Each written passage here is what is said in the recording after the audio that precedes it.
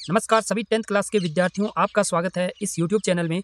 अगर आपका 20 मार्च को पेपर हुआ है विज्ञान का तो उस पेपर का हम पूरा सॉल्यूशन देने वाले हैं यहाँ पर। आपको अंत तक बने रहना है। आपको लगता होगा कि आपने बहुत सारे क्वेश्चन सही किए हैं, पर मैंने देखा है कि बहुत सारे बच्चों ने सही देखकर भी गलत कर दिए हैं। तो हम उन क्वेश्चंस को देखेंगे सभी को, और आपके कौन कौन से क्वेश्चन गलत हुए आप सही तरीके से देख सकते हो।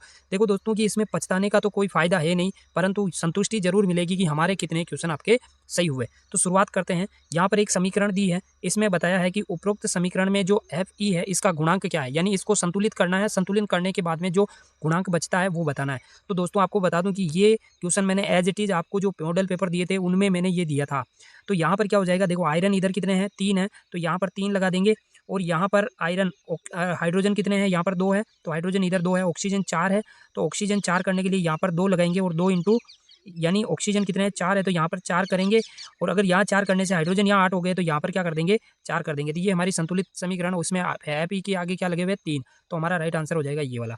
अगला क्वेश्चन है, नेक्स्ट सेकंड क्वेश्चन है, दही में उपस्थित दही में क्या उपस्थित होता है, यानी कौन सा अम्ल उपस्थित है। ऑक्जेलिक अम्ल नहीं, टार्ट्रिक अम्ल नहीं, मेथेनोइक अम्ल नहीं, यहाँ पर लैक्टिक अम्ल जो है वो दही में उपस्थित होता है ना।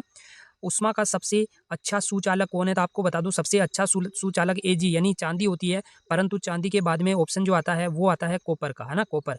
तो कॉपर हमारा यहाँ राइट आंसर हो जाएगा, क्योंकि अगर चांदी होती तो हमारा राइट आंसर चांदी हो जाता। अगला क्वेश्चन है, कीटोन में उपस्थित प्रिय कार्यात्मक समूह है, तो ये क्या है, ओल, यानी ये किसका है, मेथेनॉल का है। जैसे मैथ एथ ओल लगाते हैं ना एल्कोहल के लिए, उसका है। और ये किसका है, एल्डिहाइड के लिए है, और ये है कीटोन के लिए, और ये किसके लिए है, ओइक अम्ल के लिए है। तो ये हमारा राइट आंसर हो जाएगा कौन सा वाला, बी ऑप्शन राइट हो जाएगा। अगला क्वेश्चन देखते हैं जल्दी से। मानव के में हृदय एक तंत्र का भाग है जो संबंधित होता है, किससे संबंधित होता है, हृदय क्या करता है, ब्लड को घुमाने का काम करता है, और ब्लड घुमाने के लिए ब्लड घूमता है, इस तंत्र को बोलते हैं परिसंचरण तंत्र। अगला क्वेश्चन, पर्ण में छिद्रों के खुलने व बंद होने का कार्य किसके द्वारा किया जाता है। देखो पर्ण जो खुलती है या बंद होती है, ये कार्य किसके द्वारा किया जाता है, तो यह कार्य किया जाता है द्वार कोशिकाओं के द्वारा। किसके द्वारा, द्वार कोशिकाओं के द्वारा। अगला क्वेश्चन क्या है, कौन सी अंतःस्रावी ग्रंथि है अंगों में वृद्धि के लिए काम करती है, तो यहाँ पर पीयूष ग्रंथि जो है वो अंतःस्रावी ग्रंथि है, और ये क्या करती है, शरीर में वृद्धि को प्रेरित करने के लिए कार्य करती है। तो हमारा राइट आंसर क्या हो जाएगा, पीयूष ग्रंथि।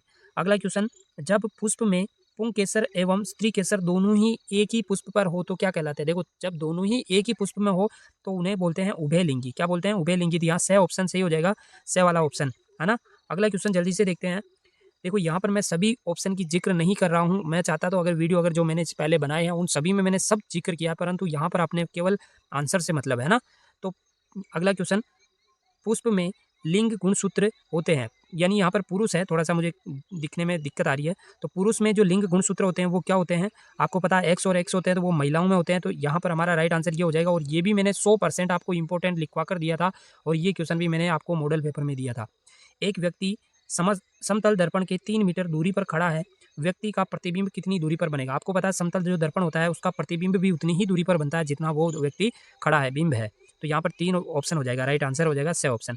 अगला क्वेश्चन, प्रकाश अपवर्तन की घटना है, साइन आई बराबर ए है और साइन आर बराबर बी है। देखो ये क्वेश्चन 90% बच्चों के क्या हो गया था, गलत हो गया था ये ऑप्शन। तो आप भी देख लीजिए, आपके भी अगर 90% में से आप हो या फिर 10% में हो, तो आपको पता स्नेल का नियम कहता है N1 साइन ए साइन आई बराबर होता है N2 साइन आर। तो आपको पता है, अब इस साइन आर को अगर इधर लिया जाए और एन को इधर लिया जाए तो क्या हो जाएगा, साइन आई का भाग में कौन आ जाएगा, साइन आर, और बराबर में कौन आ जाएगा, N2 ऊपर हो जाएगा और N1 नीचे हो जाएगा। तो इसे बोलते हैं म्यू, है ना। अपवर्तनांक म्यू बराबर क्या हो जाएगा, N2 अपॉन N1। इसका मतलब यहाँ पर ए और बी दिया हुआ, तो इसका मतलब बी ऊपर आ जाएगा और ए नीचे आ जाएगा। तो हमारा जो राइट आंसर हो जाएगा वो रियल में राइट आंसर क्या है, ब ऑप्शन सही है। परंतु बहुत सारे बच्चों ने इसका ए ऑप्शन किया, सीधा सीधा लगा दिया, आई का मतलब आई की जगह ए लिख दिया और आर की जगह बी लिख दिया। तो ऐसा नहीं होता है दोस्तों, ये राइट आंसर क्या हो जाएगा, बे वाला ऑप्शन सही हो जाएगा। अगर आपको भी क्या लगता है क्वेश्चन का अगर पूरा सॉल्यूशन आता है तो आप कमेंट सेक्शन में जरूर लिख सकते हो। अग्रिम सूर्योदय और विलंब सूर्योदय का क्या कारण है, तो इसका है वायुमंडल अपवर्तनांक। ये क्वेश्चन काफ़ी बच्चों के सही हुआ है। दिए गए त्रिभुजाकार प्रिज्म के अंदर दिया गया है, तो यहाँ पर विचलन कौन बताना है। तो आपको पता है ये आपतित किरण है, यहाँ पर प्रिज्म में अपवर्तित होने के बाद ये अपवर्तित या निर्गत किरण है। यहाँ पर जो ये किरण जहाँ पे जा रही है और ये किरण जिधर मिल रही है पीछे की ओर, ये होता है अपवर्तन कोण। तो यहाँ पर राइट आंसर क्या हो जाएगा, एक्स हो जाएगा, जिसको विचलन कोण के नाम से जाना जाता है। यहाँ राइट आंसर एक्स हो जाएगा। अगला क्वेश्चन देखते हैं, विद्युत उपकरणों में भूसंपर्क तार किसके लिए लगाए जाते हैं, तो वो क्या है कि सुरक्षा देते हैं। यहाँ पर जहाँ पर जो हमारा जैसे मान लो अगर हाथ लग गया इलेक्ट्रिसिटी के, तो वहाँ पर जितने भी इलेक्ट्रॉन होंगे हमारे धरती में भेज देगा, तो हमारी सुरक्षा हो जाएगी। तो ये ऑप्शन सही हो जाएगा। अगला क्वेश्चन है, धारावाही चालक तार के लिए दक्षिण हस्त अंगुष्ठ नियम क्या बताता है। धारावाही चालक तार के लिए दक्षिण हस्त अंगुष्ठ नियम का अंगूठा क्या बताता है। तो आपको पता है दक्षिण हस्त अंगुष्ठ नियम का जो अंगूठा है विद्युत धारा की दिशा को बताता है और अंगुलियां चुंबकीय दिशा को बताती है। तो यहाँ राइट आंसर क्या हो जाएगा, से ऑप्शन सही हो जाएगा। अगला क्वेश्चन क्या है जल्दी से देखते हैं। लेड नाइट्रेट में उसमें वियोजन से नाइट्रोजन युक्त गैस निकलती है, तो कौन सी गैस निकलती है, तो यहाँ पर डाई नाइट्रोजन ऑक्साइड निकल जाएगी, N2O हमारा राइट आंसर हो जाए N2O। और इसके साथ में आपको पता है उष्मा निकलती है जल के रूप में ना। HCl का वियोजन किया जाए, आपको पता है HCl का जब वियोजन किया जाए तो H अलग हो जाएगा और Cl माइनस अलग हो जाएगा, तो यहाँ पर Cl माइनस आ जाएगा ना। अगला क्वेश्चन है H3 यानी C3 है और इसमें हाइड्रोजन के अणु कितने हैं, 8 है। 1 2 3 4 5 6 7 8 8 हो गए। और यहाँ पर बीच में यदि इसके एक है और इसके एक बंद है, तो टोटल बंद गिनने हैं 1 2 3 4 5 6 7 8 9 10 10 हो जाएगा हमारा यहाँ पर ऑप्शन में, यहाँ पर आंसर आ जाएगा 10। ठीक है ना। तो दोस्तों यहाँ पर आपका खाली स्थान हो जाएगा 10। अगला क्वेश्चन क्या है देखते हैं। एक कृत्रिम वृक्क नाइट्रोजन अपशिष्ट पदार्थों को रुधिर से निकालने के लिए, देखो कृत्रिम वृक्क के रूप में कार्य करता है अपोहन, है ना।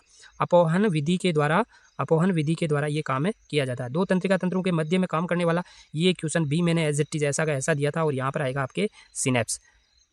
दोस्तों मैंने पेपर देखा है, इस पेपर के अंदर कम से कम 3 मॉडल पेपर में से मैंने जितने मॉडल पेपर मैंने इंपॉर्टेंट क्वेश्चन दिए थे उनमें से आपको 20 से 30 नंबर के क्वेश्चन एज इट इज ऐसे के ऐसे देखने को मिले हैं। आपने जो बिलीव करके जिन बच्चों ने सभी क्वेश्चन मेरे देखे हैं तो उनको बहुत सारा फायदा मिला होगा और उनके बहुत क्वेश्चन सही भी हुए होंगे। प्रतिबिंब की ऊंचाई h डेस है और बिंब की ऊंचाई h है, इसका अनुपात है तो इसको बोलते हैं आवर्धन। क्या बोलते हैं, आवर्धन। तो यहाँ पर क्या हो जाएगा, आवर्धन हो जाएगा ना। तो किसका आवर्धन है, जो जिस लेंस का है या दर्पण का जिसके बारे में बताया पूछा गया है, तो वो गोलीय दर्पण का आवर्धन हो जाएगा। अगला क्वेश्चन है, दीर्घ दृष्टि दोष का निवारण के लिए, देखो दूरदृष्टि दोष के लिए इसने मैंने एक ट्रिक से याद करवाया था, क्योंकि जो हमारा जो चैनल है और हमारी जो साइंस पढ़ाने की जो ट्रिक हैं या टेक्निक है, जिसको टेक्निक कह सकते हैं, ट्रिक भी नहीं तरीका है, वो इतना सॉलिड है। हमने कहा था दूरदृष्टि दोष पर, आपको पता है यहाँ पर जो बिंब बनता है वो आँख से दूर बन जाता है, तो दूर को पास लाने के लिए हम उत्तल दर्पण का उपयोग करते हैं। तो यहाँ पर राइट आंसर क्या हो जाएगा, उत्तल दर्पण, उत्तल लेंस का उपयोग करते हैं, उत्तल लेंस का उपयोग करते हैं। तो यहाँ पर राइट आंसर उत्तल लेंस हो जाएगा।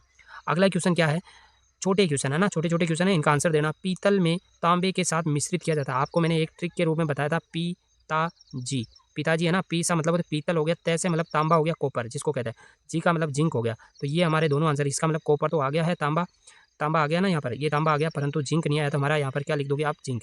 अगला क्वेश्चन है, सल्फर, ब्रोमीन तथा आयोडीन में से चयन करना कि अधातु कौन द्रव के रूप में रहती है। यहाँ पर ब्रोमीन राइट आंसर हो जाएगा। और अगर धातु पूछा जाता तो हम पारा लिख सकते थे, पारा, है ना।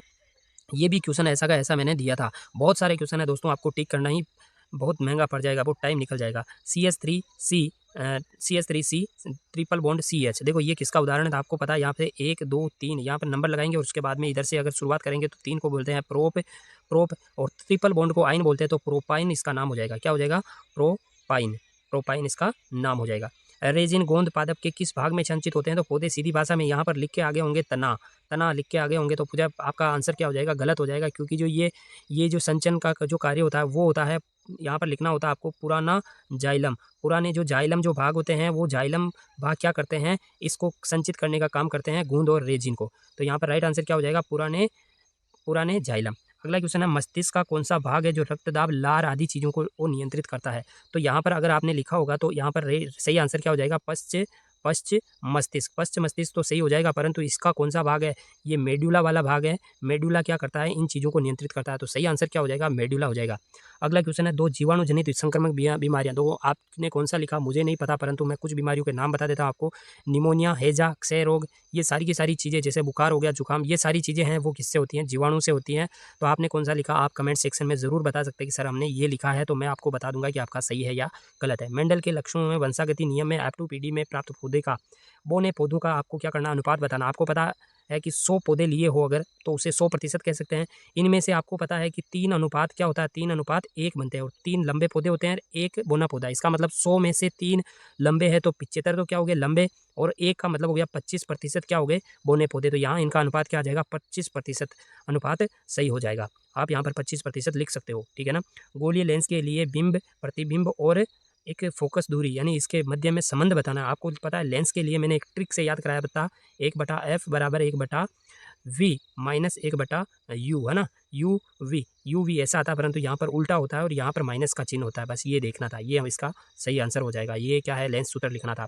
नेत्र का कौन सा भाग है जो कि पुतली को के नियंत्रण का काम करता है? आपको पता है, जब आपके ऊपर आंखों में ज़्यादा प्रकाश डाला जाता है तो आंखें मीचने लगती है, और कम प्रकाश आता है तो आंखें खुलने लगती है। तो इसको खोलने और मीचने का जो काम करती है वो कौन करती है? उसको आप नाम दे सकते हो क्या? आइरिस दे क्या सकते हो, इसका नाम ही आइरिस है। और या इसको अगर आप ऐसे ना लिखो तो ऐसे भी लिख सकते हो, परितारिका कहते हैं इसको, परितारिका, परितारिका, ठीक है ना। परितंत्र में उपभोक्ता का एक उदाहरण है। अब देखो, परितंत्र के अंदर उपभोक्ता का एक उदाहरण है। आपको पता है, मैं सीधी भाषा में अगर बोलूँ तो आपने कौन सा लिखा मुझे नहीं पता, परंतु आपको सीधी भाषा में अगर बताऊँ कोड वर्ड में, तो जितने भी जीव जो घास खाते हैं, जितने भी जीव जो घास खाते हैं उनको क्या कह सकते हो आप? उपभोक्ता कह सकते हो, जिसे प्राथमिक उपभोक्ता कह सकते हो। अब इसके बाद में द्वितीयक, तृतीयक, ये सारी चीज़ें चलती रहेगी, परंतु आप ऐसे लिख सकते हो गाय, भैंस, बकरी, है ना। इनमें से आपका राइट आंसर हो जाएगा। दोस्तों, आशा करता हूँ कि आप सभी ने क्वेश्चन देख लिए होंगे, और आपने अगर वीडियो देखा तो आप मेरे को कमेंट सेक्शन में कमेंट करके ज़रूर बता सकते हो इन कितने क्वेश्चन में से आपके कितने क्वेश्चन सही हुए हैं। और इस वीडियो को एक लाइक ज़रूर करना, और अगर आपको चाहिए कि सर आगे वाले क्वेश्चन भी हमें सोल्व करवाइए, तो आप मेरे को कमेंट्स कर सकते हो, मैं उसका वीडियो बनाकर आपको अपलोड कर दूँगा। ठीक है दोस्तों, आप वीडियो देखने के लिए बहुत बहुत धन्यवाद। मिलते हैं नेक्स्ट वीडियो में, तब तक के लिए जय हिंद, जय भारत।